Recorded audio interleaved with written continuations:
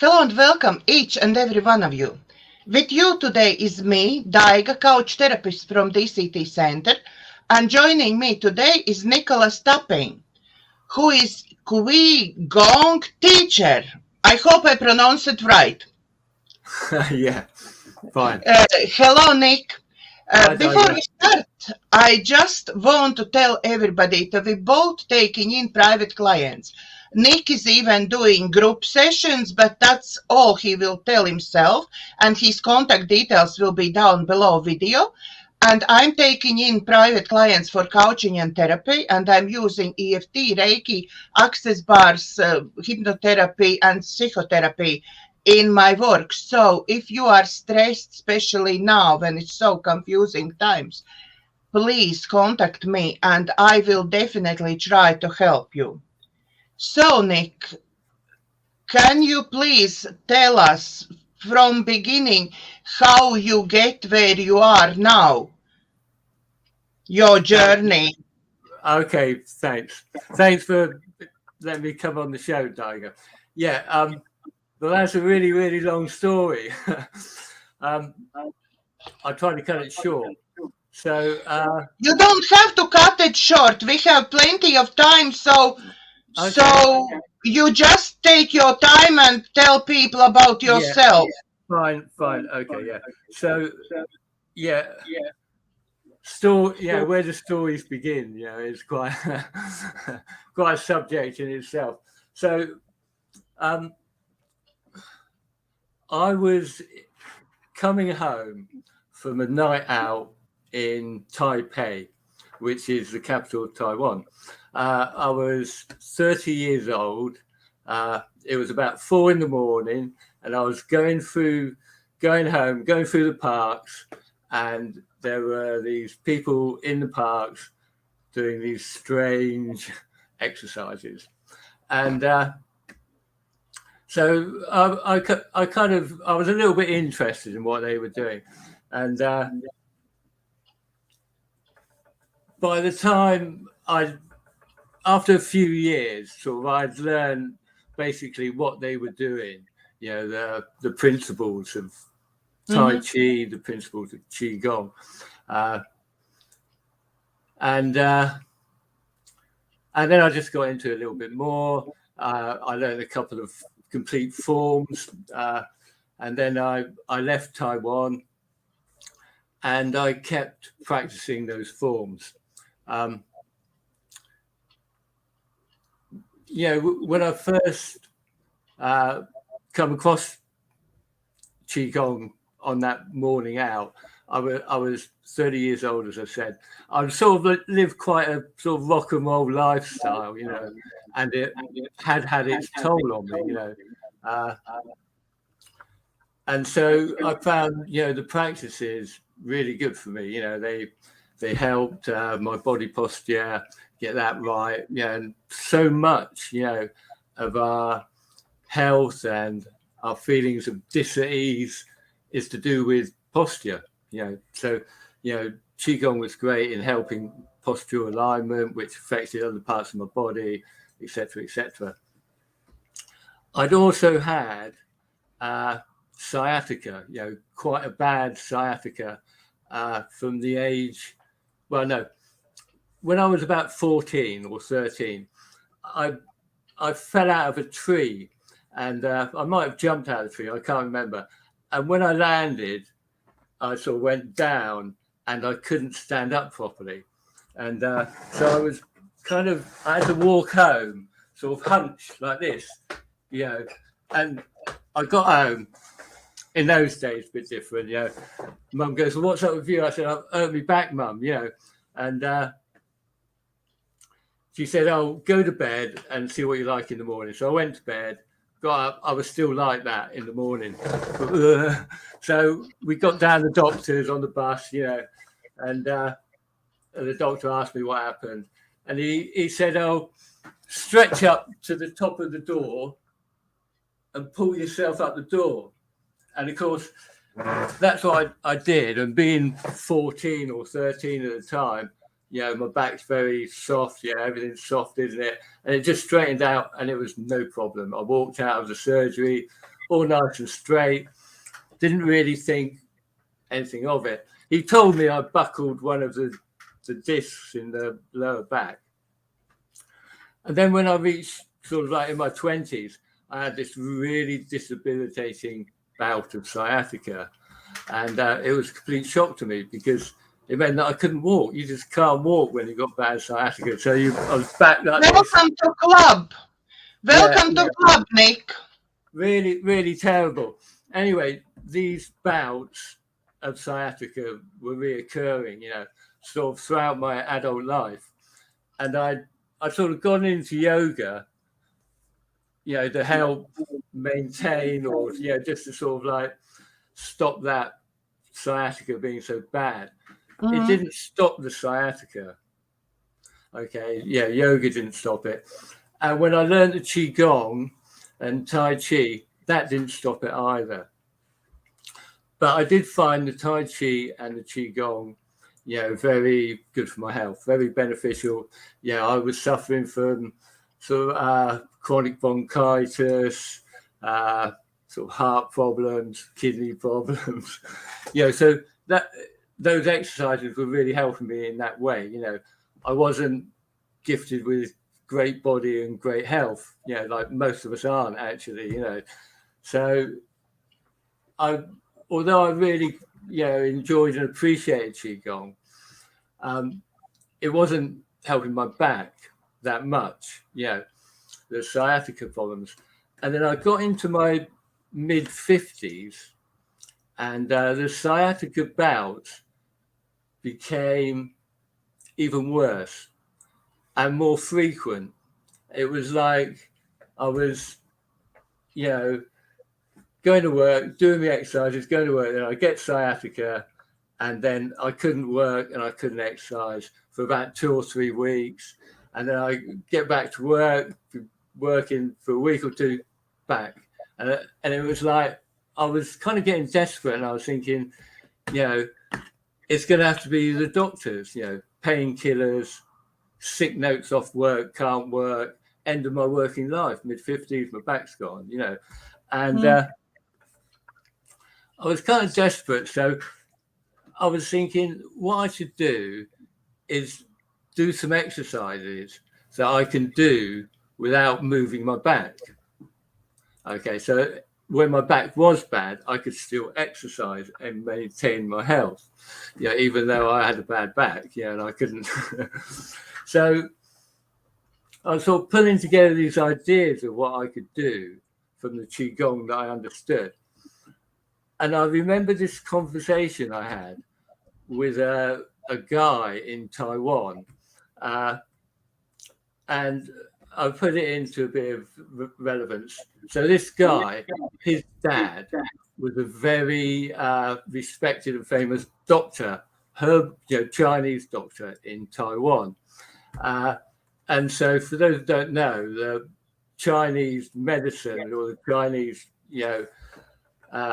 view of anatomy and health is the same principles that Qigong is built on. It's built on those same principles. So anyway, excuse me, Nick. Qigong is coming from Chinese or from Taiwan? China. Taiwan is part of China, or it used to be part of China. That's geography skills non-existent. That's more to do with politics and geography, really.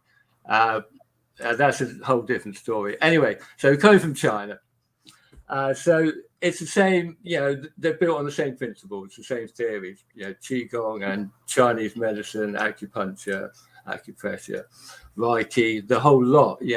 And so he said to me, we were having a cup of tea or something.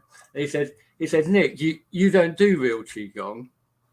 And I looked at him and I thought, well, what do you mean? And he goes, so he's a younger guy than me. And he said, this is real Qigong. And he completely exhaled all the air in his body. And then he pumped out his muscles. He said, feel how, rock these muscles are. And I was quite impressed, but that wasn't kind of Qigong that I was into, right? And I didn't kind of really understand. And it was a bit weird because usually when we think of pumping out our body, we think about inhaling. Mm-hmm. We go, Yeah. And he did the exact opposite. He exhaled. Okay. He exhaled and then pumped out of his body. And because of that, it was just too weird for me to get my head around. So I'm back, fast forward, back to where I was, sort of desperate to find some exercise things that I could do while I was having sciatica. I thought, I'll try that. So what I did, I just put it all together what I knew, and I just sort of like stood. I had 3 exercises going. That was my 3rd exercise. I just exhale and I tighten all my body. There's a special way to do it, which you have to extend your lower abdomen while you're doing it, because you don't want to contract things. Anyway, so I did it, and I employed it into the regime. And then I started sort of noticing sort of differences.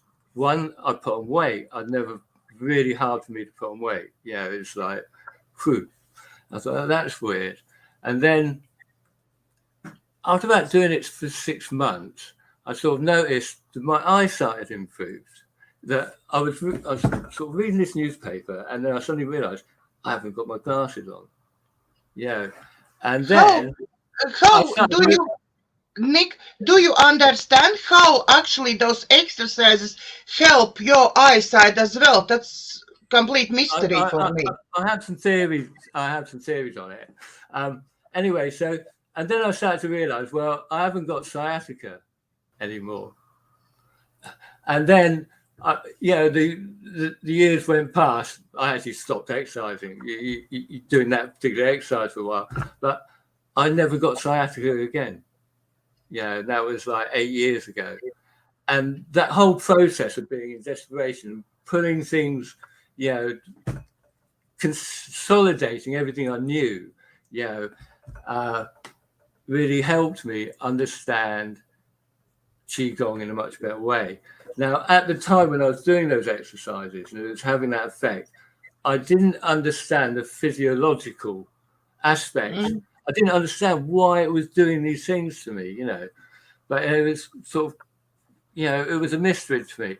And then, anyway, I thought, I'm going to teach Qigong because it's got so much goodness in it, and I looked around the courses available then, and I took a course with UK Shiatsu people, Shiatsu College UK, and that was a 2-year course where we'd have weekend workshops practically every month, and a lot of online work as well. And that course was a very good course because it encouraged me to look towards my own interests, not to sort of like follow their path, but to sort of like open up and find my path. Now my path, because of that experience with that exhalation and holding on to that exhalation, was quite a different path than most people I knew were on in the Qigong, because Qigong, what we've adopted, the West has adopted from the Qigong, is all the very soft, flowing moves, and sort of that retention of breath or anything sort of exertive, we've not appropriated. Do you understand what I'm saying? And I know why we haven't appropriated that, but that's a different story. But I can't remember where it was. You can tell why we not. Tell your theory why. So we all know the yin and yang symbol. You've got that sort of. Yes. So 2 sides. So we're as a society, we're very yang. We're very sort of like active, very forward. Our society is like, we've got to push ourselves forward. We've got to go. And basically, in my opinion, we are out of balance, in the way we live. And so the new, I don't really want to call it the New Age movement. I would say the New Age movement, which has basically been the main appropriator of these Qigong forms, has sort of, as a reaction to this Yang society we live in, has appropriated the very Yin side of Qigong. Does that make sense to you? So we've appropriated this very soft sort of forms to counteract the the hard reality that we have to live in within capitalism. So that's why.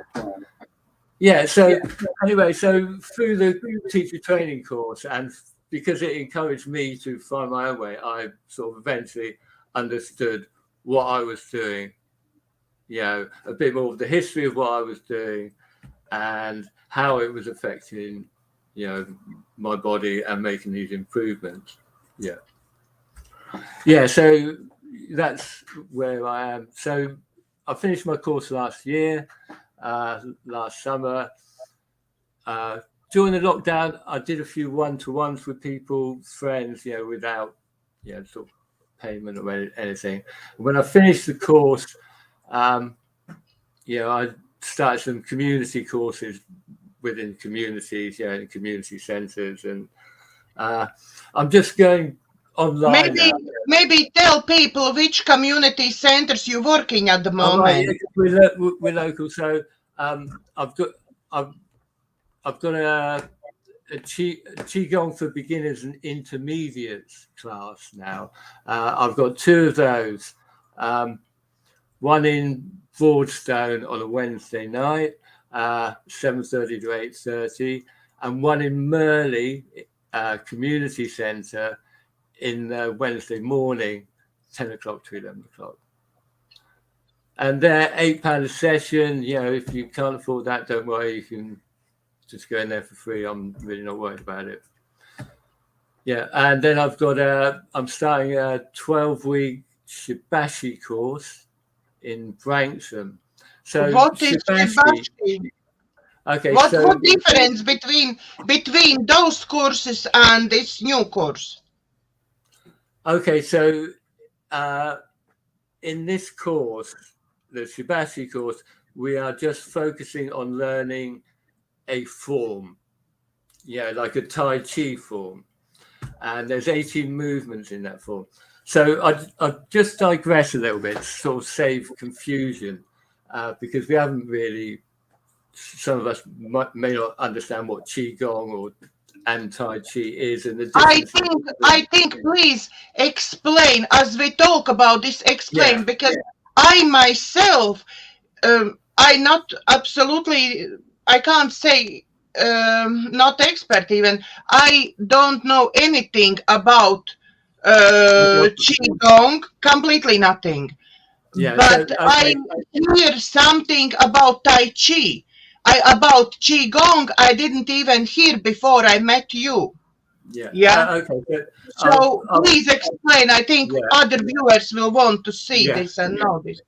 Definitely. Because it can be a bit confusing. So, we'll start with Qigong. What Qigong is. So, Qigong is mainly physical exercise, and it's physical exercise that's developed around the Chinese interpretation of anatomy.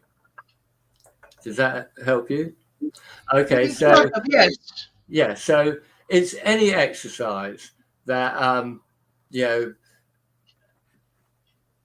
that can fit into the Chinese idea of anatomy. Now, the Chinese idea of anatomy takes into account the energetic body a lot more than the Western interpretation of anatomy, and that's where they differ really.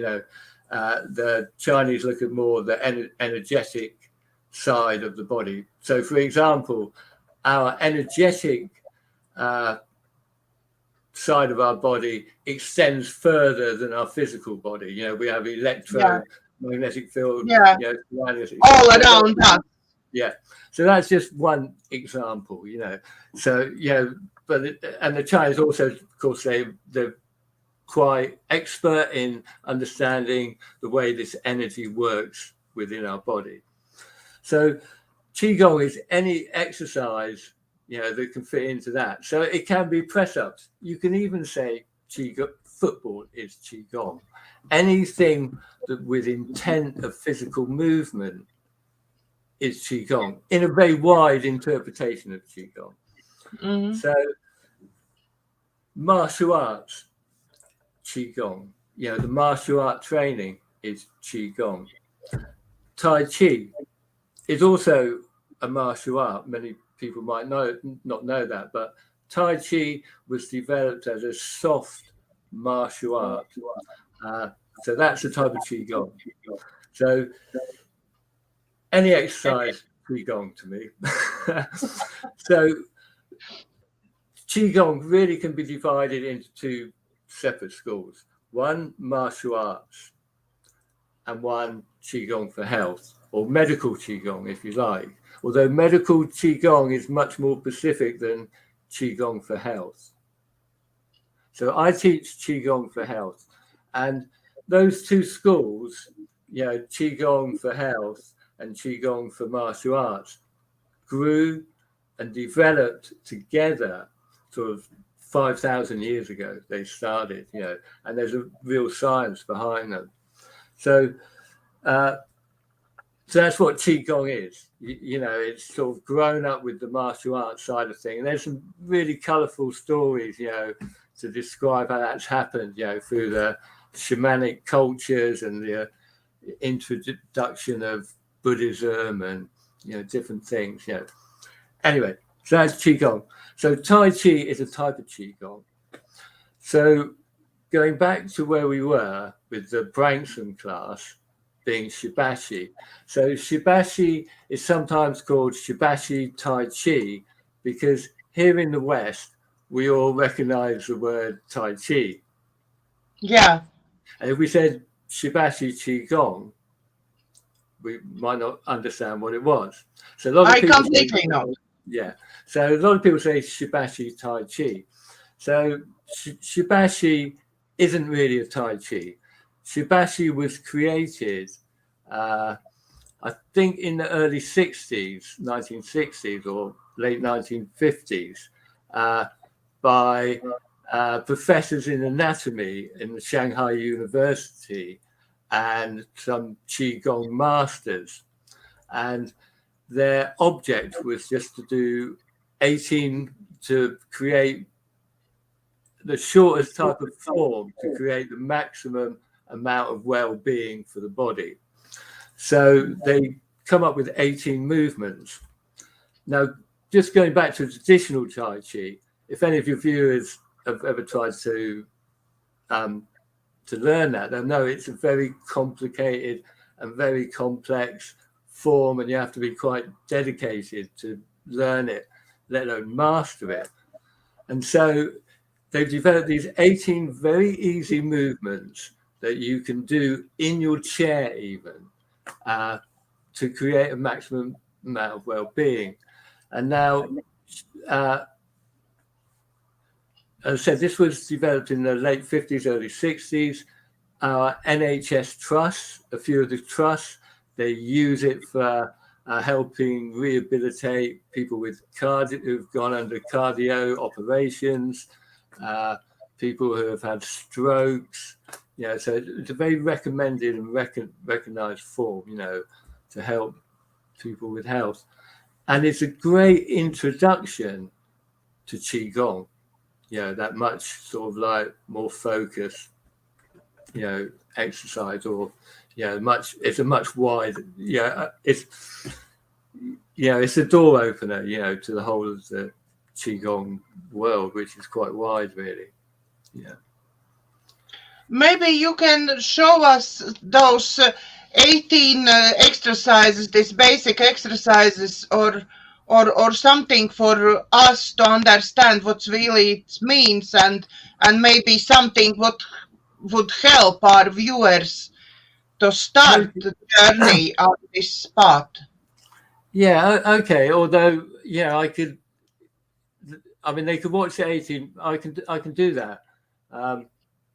What I'll do afterwards, I'll show them an exercise that any of you can take home with you and do at home, and you'll remember it, because you won't remember the 18 moves. So when I do, so I'll do this Shibashi, but I'll only do 1 repetition of each exercise, because usually, yeah, when we do the form, we do 6 repetitions of each posture. No, one. So definitely only 1 repetition, because everybody, it will all be on a video anyway, and everybody who wants, they can see you and stop video and go next one again. So okay, yeah. So I just want to sort of point out that unlike a lot of other exercises, the whole thing is about relaxation, and so our main focus is to be relaxed. In the normal Qigong sort of pose where our feet are, we want our feet to be about shoulder width apart. Maybe stay a little bit far away, please. Little bit. Okay, fine. You want your feet about shoulder width apart. You want to relax your knees. Okay, loosen your knees, relax them, don't lock them. And I might go through the whole bit. So your knees are relaxed, your feet are well planted on the floor. You want to just tuck your hips in a little bit, because we're out of that. We just want to straighten our back. Our aim in Qigong, is to have a nice, long, relaxed, spacious spine. And I expect a few of you already know the trick of imagining the string on top of your head, pulling you up and straightening your spine, relaxing your shoulders. Let's get this a bit better. Yeah, it's okay now. Yeah, so the 18 movements. So you're in a nice relaxed position. I won't go through the breathing. The main thing is, as I said, just to relax,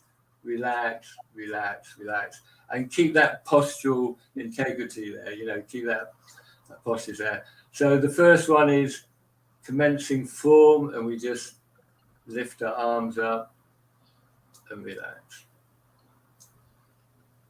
That was very easy, wasn't it? Second one, we go to expanding chest. Again, it's not stretch, it's just relax. Then we go to dancing with rainbows.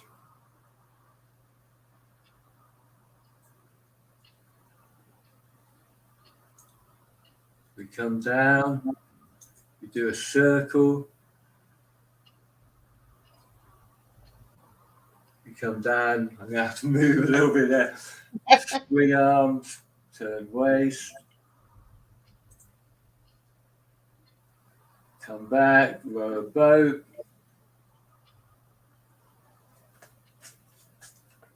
Come back, bounce a ball.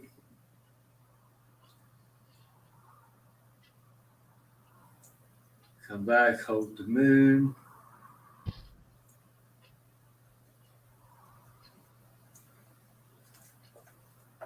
Come back, push arms, swing waist.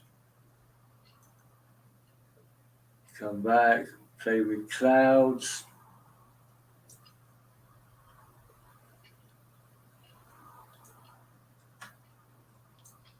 Come back, take a drink from the sea, have a wash.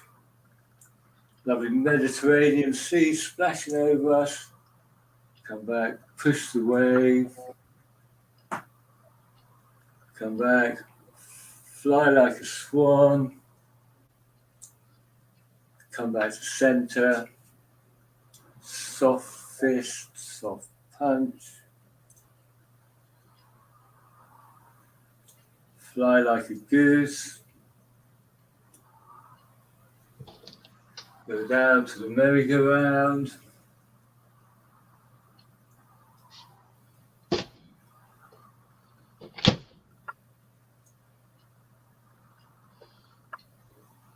come up, one leg there,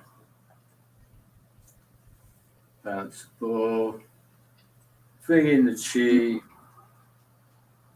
hold the ball. So that's Wow. Yeah, so that's Shibashi set 1.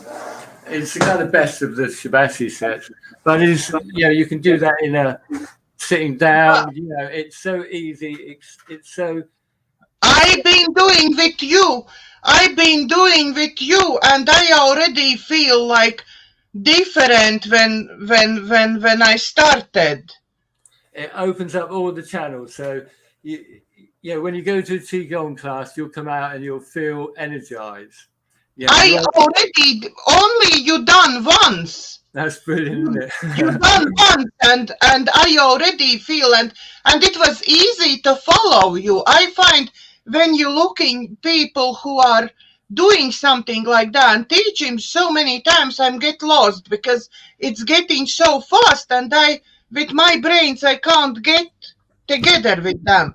But Yeah, you doing so slowly, so easily, it's like doesn't even feel like I'm doing exercise. No, it doesn't. That's the beauty of it, you know.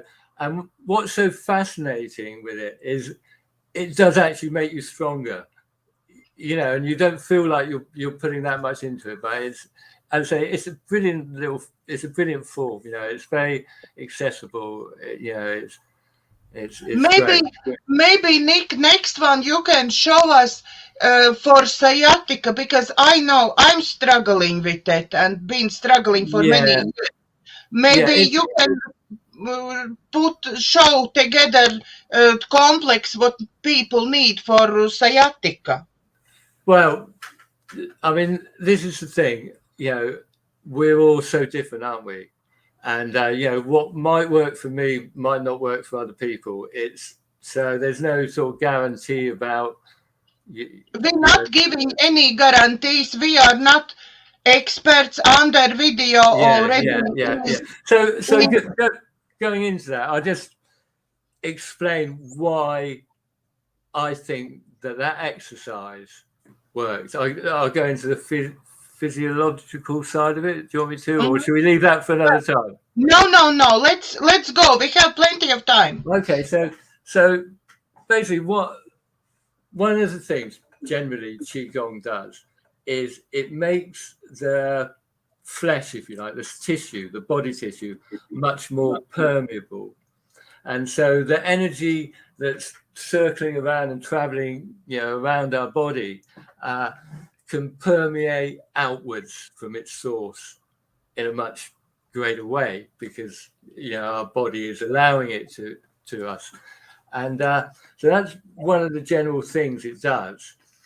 But when we get into retention of breath, because basically this is what that particular exercise, going back to the sciatica, involved.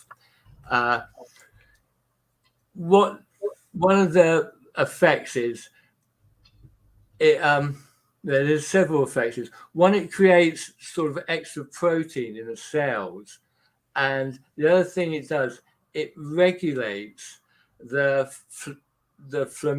inflammation system, and that's the important part, because sciatica, you know, you can have a bad back. Okay, you can have a sort of like a structural problem with the back, but it doesn't irritate you, you know, and then you get about and you can't move, you know, and that's to do with the inflammation. And so, you know, if a lot of people can look up for sciatica, and a lot of people will be recommending diets, you know, that will basically anti-inflammatory diets, you know, to help prevent those sciatica, you know, bouts. But that's what that exercise does. It regulates that retention of breath. It's called Qi packing. When we start sort of, you know, holding on to the breath, whether it's an in breath or an out breath, it's Qi packing. And sort of in the old Chinese sort of stuff, you know, that it was said that would bring the Qi right into the marrow of the bone, you know, So we're talking about this sort of like vital energy, like prana, if you want to call it, from, you know, if you're coming from a yogic thing. So it just sort of packs all that power in. But there are the thing that people have to realize. So I know, like, people like to go on their own trip, you know, with these things, but you know, there is a sort of balance. So I looked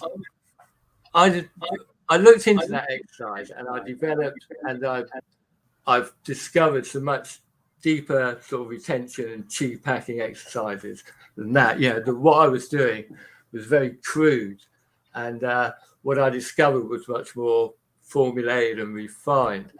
But what I would notice when I was doing those hard exercises, you know, where retention, breath, straining the body, what I did find, I had loads of energy and go in the daytime, but I was also a bit hyped, you know, and I'm naturally hyped anyway, but I sort of like I would, you know, get impatient a lot, you know, and because the exercise was so yang, you know, it's such a yang exercise, you know, and what we're living in such a yang world. So if you do any of those sort of like strenuous exercises, you know, balance it out with some very soft, very slow sort of meditational exercises.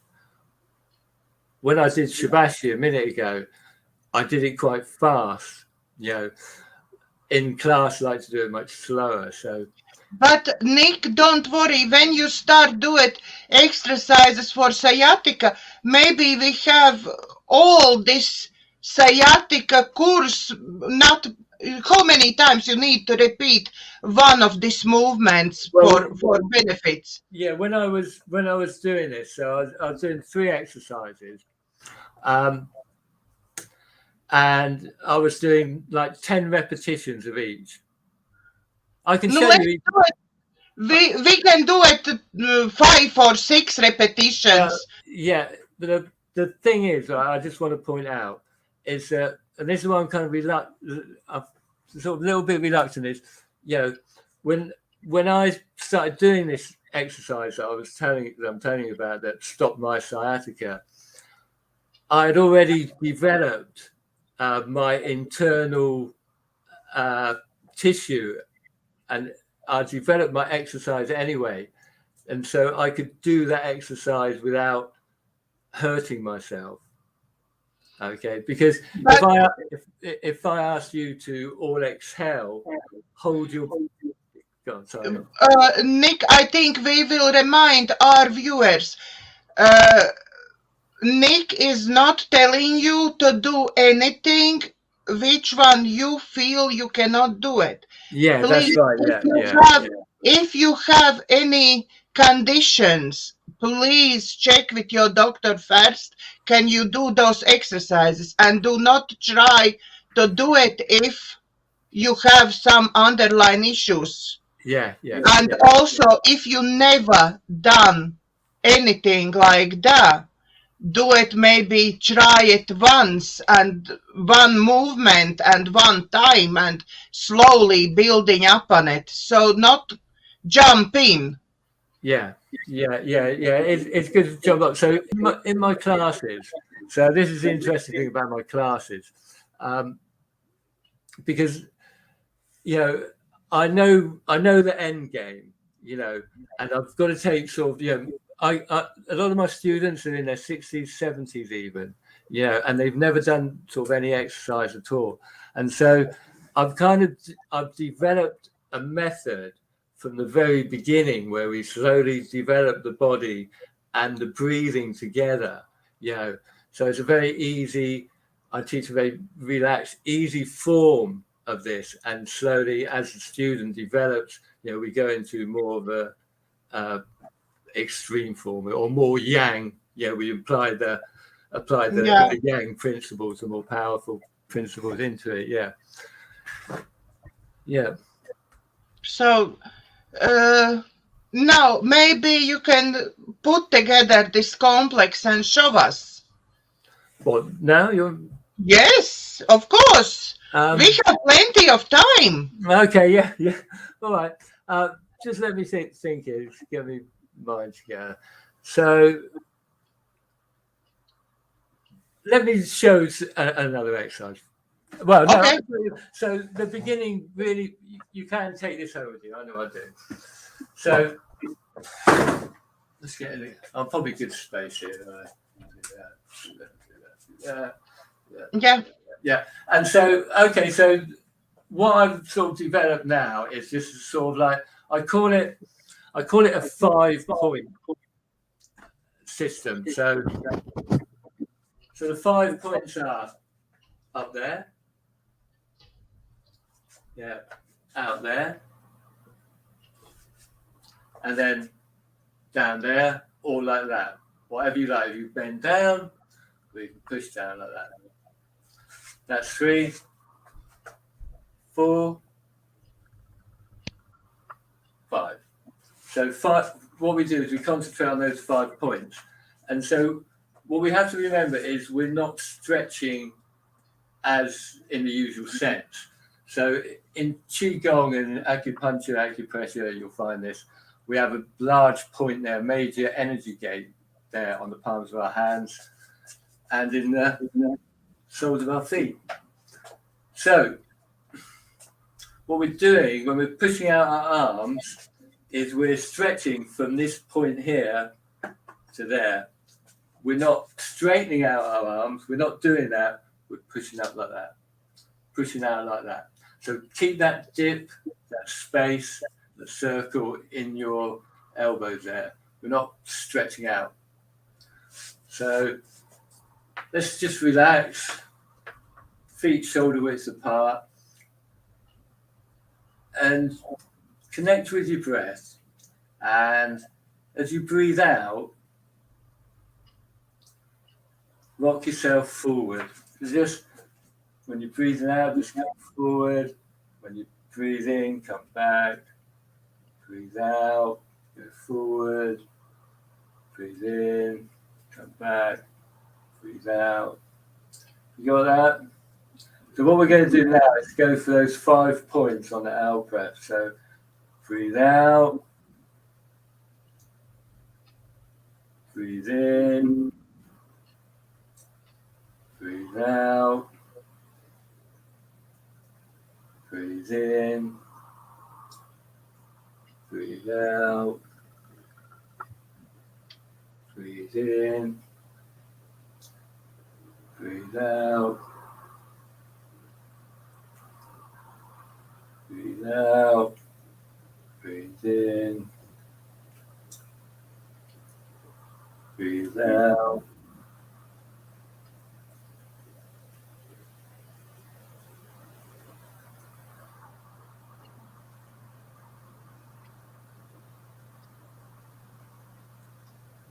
So you've got these 5 points, and it doesn't really matter what order you do them in. You're just giving your body a good opening without pulling anything. It's just a good focus. And you've got that gentle rocking of the feet, of the weight shifting back and forth. So you can just go down. It's like feels like waves of the sea. It's, you know, you can do that for 10 minutes, you know, it's good. Open your out, but just very simple exercise. Or, you know, you'll find, you know, Qigong is loads of really simple exercises and some really, really complex ones as well. Yeah, but everything what you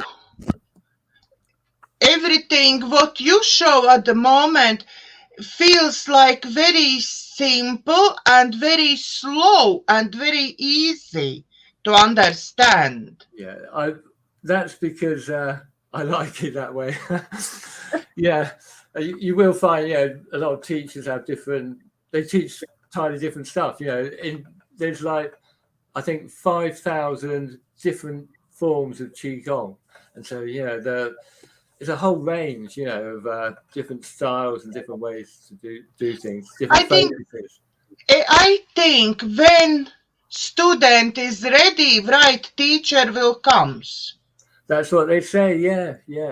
So So maybe this what you teach today not for everybody.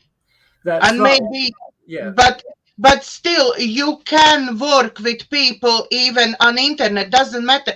I have many followers who are from America, from Canada, from Australia.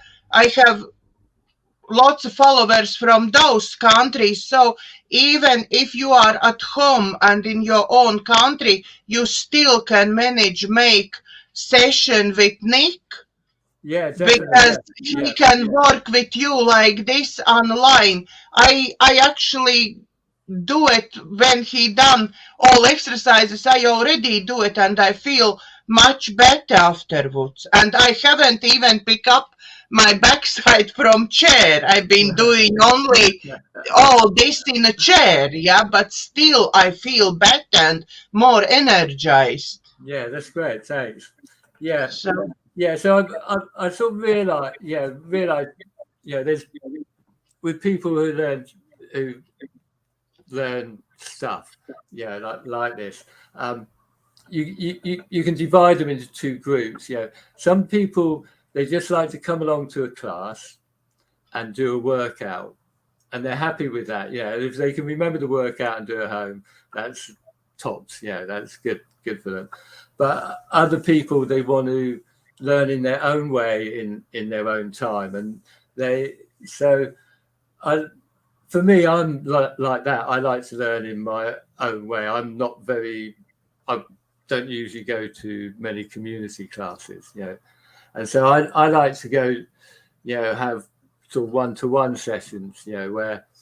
So what I do on a one-to-one session is what I like, what I would like, and basically I'll talk to the person if I haven't met them before, if I don't know them.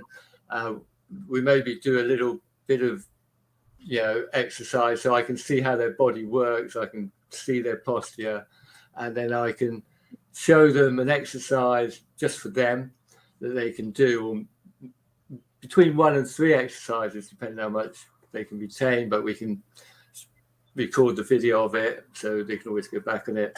So probably 3 exercises, and then they can come back to me for another session whenever they want. And session costs £30. So it's not, for one-to-one, it's reasonable. But I think for a lot of us, that's how we like to learn. Learn one move, master it, go on to another. I think it's a good way. And if you want community classes, then Qigong is becoming quite popular in this country now. But I think you can do it even on internet. Obviously, we will talk about it later. But I think you can have even class on internet from different places. People just coming and you do it what you're doing now. Yeah, so that's my plan, Daiga, because it should have been sort of starting this week, but I brought the wrong equipment for what I wanted. I bought this nice portrait camp video that does. I'm so sure we will solve this out and you will be on your way. I've just got to buy another laptop. And so what I'll be doing then is I'll be doing 3 Shibashi 1 classes. So the Shibashi 1 was what I showed you, that very soft 18 movements. I'll be doing 3 of them a week in the morning, UK time, and hopefully 3 later on in the day, East Coast American time. So I'll be having those Shibashi classes, and also I'll be doing that 5-point program, which I also showed you, which will start with the beginners, but it will develop, if you want to go on that far, to learning a much more powerful sort of exercise, which definitely will help with your sciatica. Whether it cure it, will definitely help it. But then many other things. You today don't want to show a couple exercises for sciatica? Well, I'll show you what I did. So, and this is, it's a very crude exercise, but as I say, this comes with warnings. you know, I don't want people to hurt themselves. You know, so Please, everybody, think about your physical state, think about your underlying conditions, and do not do it before you actually speak to doctor about it. yeah. So this is the lower dantian, or what we know as the lower abdomen. The lower dantian. This is kind of like our center of energy. I'm not going to go too much of it into it at the moment, but you will learn what that is. Anyway, lower abdomen. The most important thing in this exercise is to expand the abdomen, and that will save you from rupturing and doing yourself any injuries. And also make that we don't want to contract these very important areas, so we expand them. So we're going to extend it, but we're not going to go trying to push it out. We're just going to gently expand that lower abdomen. Just connect with it and push out. So just have a go with that at the moment. Just feel like, am I connecting with that lower abdomen? Am I extending it? So we just want that gentle extension. Okay. So we exhale. You can have your arms and your body however you want them. It doesn't really matter on this exercise because that's not what it's for. So we exhale. We push out that lower abdomen, and then we strain, tighten, grip the rest of our body, starting from our toes, working our way up to our shins and our calves, our thighs, our stomach, pushing that stomach out, our chest, our arms, our fingers, our fists, our face, our eyes, popping out. Just breathe out and strain that whole body while you're pushing out the lower abdomen. Do that for as long as you can. Inhale, bring the air in. Big inhalation. Relax.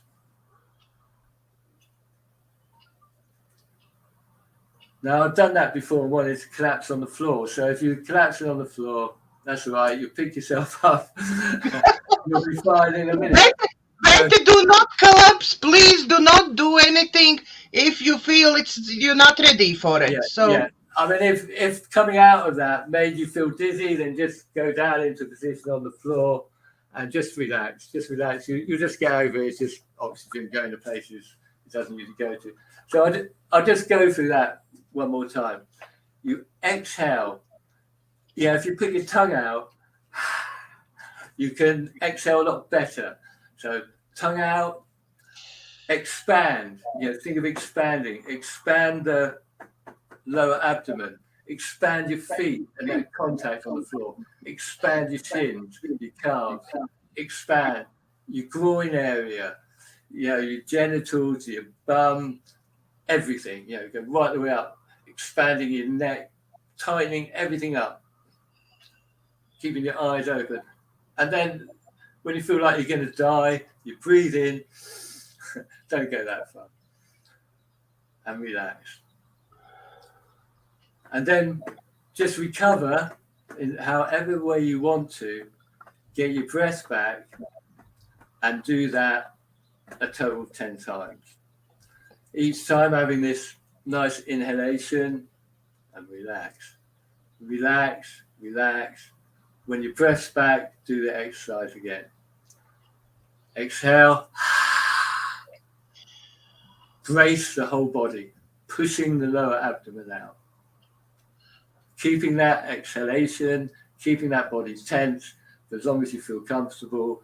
Breathing in. Relaxing. And it's just as simple as that.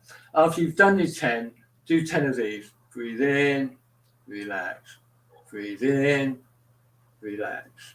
Breathe in, relax. So it was that simple, very basic, but kind of very strange exercise that stopped me getting sciatica. I haven't had sciatica for 8 years. I work as a gardener now. It's kind of the worst thing you want to do if you've got a bad back. So, it worked for me. say very crude sort of exercise, but very functional. You know, you're doing that regularly. You know, do it every day, 5 days a week. You know, always give yourself a day off. You know, or 2 days off. Do it at least 3 times a week. You will feel results in all sorts of ways. You know, it's kind of paradoxical, but learning those hard exercises, those strenuous exercises, actually made my soft Tai Chi much more softer. You know, it made my body be able to flow. It makes it because you're pushing out rather than pulling in, you know, because that's what we're doing. We're letting all our air go and creating all this space, because, you know, this space is filled up with air. You know, we're creating all this space within our body, you know, and to let that energy out from its normal constriction. It's totally powerful. Yeah, I was going to say something there, but yeah, it's good exercise. Is there anything else you want to tell our viewers today? I'd have to think about that.